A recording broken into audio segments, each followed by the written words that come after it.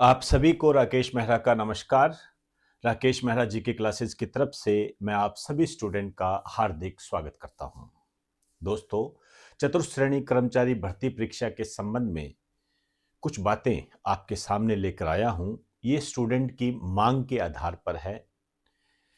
WhatsApp message, phone भी आ रहे हैं, लेकिन किसी कारण से या तो फोन पर बात नहीं हो पा रही है या व्हाट्सएप के जवाब नहीं दिए जा रहे हैं। ये वक्त की नजाकत है। खैर, जो भी है, मैं अपने स्टूडेंट के साथ हमेशा बना रहना चाहूँगा और इसके लिए मैं प्रयास करता रहता हूँ।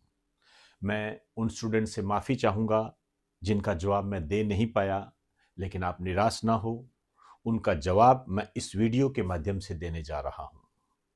मैं जानता हूँ वर्तमान के अंदर अभी आपने देखा था कि कर्मचारी चयन बोर्ड के कुछ लोग पकड़े गए ओएमआर घोटाले के तहत। काफ़ी दुखद है और चौंकाने वाला भी है। देखते हैं आगे की क्या स्थिति है। इसकी जानकारी मैंने वीडियो के माध्यम से आपको दी थी, जिसको आपने काफी पसंद किया। इसके लिए आपका मैं शुक्रगुजार हूं। अब जो मैं आपसे बात करने जा रहा हूं वो मैं रैंक के संबंध में है। वर्तमान में फोर्थ ग्रेड कर्मचारी के संबंध में जो मूल क्वेश्चन आ रहा है, जो स्टूडेंट पूछना चाह रहे हैं, उनका जवाब देने जा रहा हूं। प्रयास करूंगा, हो सकता है आपको मैं समझा पाऊं। रैंक सबसे नीचे फिर भी सिलेक्शन होगा, डीवी के लिए तैयार रहे। यही बात मैं आपसे करने जा रहा हूं। ध्यान से समझना मेरी बात को। ये आसान सा गणित है। यदि ये आपको समझ में ना आए तो एक बार इसको दोबारा देखने का प्रयास करना और खुद को उस रूप में देख रख के सोचें, आपको जवाब मिल जाएगा। आइए, फोर्थ ग्रेड कर्मचारी भर्ती परीक्षा लगभग 54,000 पदों पर हुई थी। यदि इसके दोगुने की बात करें, जैसे 2 गुना रिजल्ट, इसकी बात करें तो आपके सामने है 1,08,000 इनको डीवी के लिए बुलाया जाएगा। लगभग बात कर रहा हूं मैं, लेकिन जब आप रिजल्ट देखते हो तो ये 21 लाख प्लस का है। रिजल्ट बड़ा है, इसमें सब कोई शामिल कर लिया गया है। आप अपना नाम डालोगे तो आपका नाम आ जाएगा उधर, आप देख चुके हो। ये किसी की रैंक बहुत ऊंची है, किसी की बहुत नीची है। इस मामले में वो कंफ्यूज है कि मैं डीवी के लिए तैयार रहूं या ना रहूं। उसकी समस्या ये जायज भी है। क्या स्थिति है, ध्यान से। ये कट ऑफ है। इस कट ऑफ के संबंध में जनरल की कट ऑफ 146 लगभग, एससी की 126, एसटी की 117, general EWS 131, OBC 138, MBC 132, SH 0.0143। आपके सामने ये कट ऑफ है। इस कट ऑफ के अंदर जो भी आप आ रहे हो वो सब डीवी के लिए तैयार रहे। वो सब डीवी के लिए तैयार रहे। जो कट ऑफ के दायरे के अंदर है उनका डीवी होगा, और जो इस कट ऑफ के दायरे में नहीं है उनका डीवी नहीं होगा। वो अन्य भर्ती परीक्षाओं की तैयारी करें। लगभग 1 लाख भर्ती निकलने जा रही है राजस्थान के अंदर। तैयारी करें, कोई दिक्कत नहीं है। हमारी हार किसी न किसी जीत का परिचय हमें करवाती है। इस धारणा को लेकर तैयार हो जाइए और अपनी तैयारी कीजिए। निराश होने की कोई आवश्यकता नहीं है। हार जीत ये जीवन के 2 पहलू होते हैं। इससे हमें किसी न किसी स्थिति में निपटना ही होता है। कोई भी स्टूडेंट है, उसके नंबर यदि कट ऑफ से ऊपर आ रहे हैं कैटेगरी के अनुसार, ध्यान रखना, आपको अपनी कैटेगरी देखनी है। General, SC, ST, OBC, EWS, window, ये सब आपने अपनी कैटेगरी के आधार पर देखना है। यदि आप कट ऑफ से ऊपर है कैटेगरी के अनुसार तो आप डीवी के लिए तैयार रहे। डीवी के लिए तैयार रहे, बेफिक्र रहें आप। अब मैं आपको एक एग्जाम्पल के रूप में बताना चाहूंगा। जैसे मैं जनरल को लेके चलता हूं। जनरल की कट ऑफ है 146। मेरी बात को ध्यान से समझना, मैंने एक डायग्राम बनाया है, उस डायग्राम के आधार पर हम बात करेंगे। कट ऑफ है 146, क्लियर। इसके मार्क्स है, एक स्टूडेंट है, उसके मार्क्स आए हैं 145। जनरल का स्टूडेंट है, 145 मार्क्स आए हैं और उसकी रैंक है 6 लाख। तो अब वो खुशियां मना रहा है कि मेरी तो 6 लाखवीं रैंक है।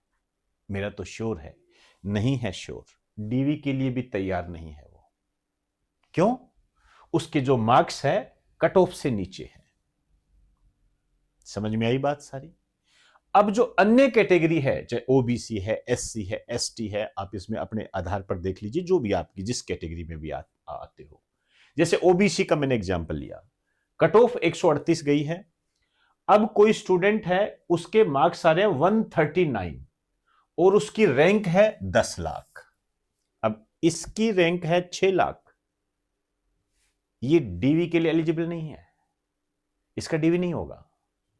लेकिन इसकी रैंक है 10 लाख, इसका डीवी होगा। अब इसी एग्जाम्पल को आप अन्य कैटेगरी पर लागू कर दीजिए, जो भी आपकी कैटेगरी है, रैंक कुछ भी हो, आपकी कैटेगरी में आपकी क्या रैंक है, ये आपका सिलेक्शन डिसाइड करेगी। अब इसमें कई और भी बातें हैं। जैसे एसटी है कोई, इसकी कट ऑफ 117 है और इसके मार्क्स आ रहे हैं 150। यदि इसका डीवी सही होता है, 100% सिलेक्शन है इसका, 100% सिलेक्शन है। 150 पहली बात तो ये जो है, ये इस जनरल की कट ऑफ में ही आ जाएगा, जनरल की कट ऑफ में ही आ जाएगा। तो ये मैंने आपको एग्जाम्पल बताया। अब एक बात और बताता हूं, वो शायद आप ज्यादा बढ़िया तरीके से समझ पाओगे। मैं आपसे ये कहना चाहूंगा कि यदि आपको कोई भी बात समझ में नहीं आए तो आप एक बार कमेंट बॉक्स में जरूर बताएं। मैंने ये प्रयास किया है, आसान भाषा में बताने का प्रयास किया है। हो सकता है मेरी बात समझ में ना आ पाए आपको, लेकिन मैं आपको विश्वास दिलाता हूं, आप इसको दूसरी बार देखोगे तो आपको कहीं ना कहीं आपके जहन में ये आ जाएगी। जैसे एक एग्जांपल देता हूं आपको मैं, ओबीसी है, ठीक है ना, ओबीसी, ओबीसी विडो, ये रहा। ओबीसी विडो की जो कट ऑफ है ये है 0.0033, ये कट ऑफ गई है, विडो की है। अब इस ओबीसी विडो के यदि मार्क्स 15 है, समझ में आई बात सारी, इसके मार्क्स 15 है, इसका मतलब कट ऑफ से ऊपर है ये। लेकिन इसकी जो रैंक है वो 21 लाखवीं है, नीचे नीचे है इसकी रैंक, 21 लाखवीं रैंक है इसकी। इसका डीवी होगा, ध्यान रखना, ये डीवी के लिए एलिजिबल है, चाहे इसके 15 नंबर आए हो, चाहे इसकी रैंक 21 लाखवीं ही क्यों ना हो, ये डीवी के लिए एलिजिबल है। इधर आप देख रहे होंगे जनरल 145 नंबर है, रैंक 6 लाख है, लेकिन डीवी के लिए एलिजिबल नहीं है।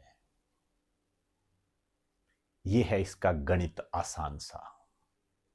शायद मेरी बात आप समझ गए होंगे। वो ध्यान से, तसल्ली से इसको एक बार समझने का प्रयास करना, यह आपके समझ में आ जाएगी। फिर भी कोई दिक्कत हो तो आप कमेंट बॉक्स में मुझे जरूर बताएं, मैं प्रयास करूंगा आपके हर कमेंट का जवाब देने का, मैं प्रयास करूंगा, क्योंकि आप हमारे स्टूडेंट हो और मेरी एक जिम्मेदारी बनती है, कर्तव्य बनता है आपकी हर समस्या का समाधान करने का। बस वक्त की कुछ नजाकत होती है जो थोड़ा ऊपर नीचे हो जाता है, आप इसे समझने का प्रयास करें। तो इजाजत चाहूंगा। आप सभी को नमस्कार। Best of luck.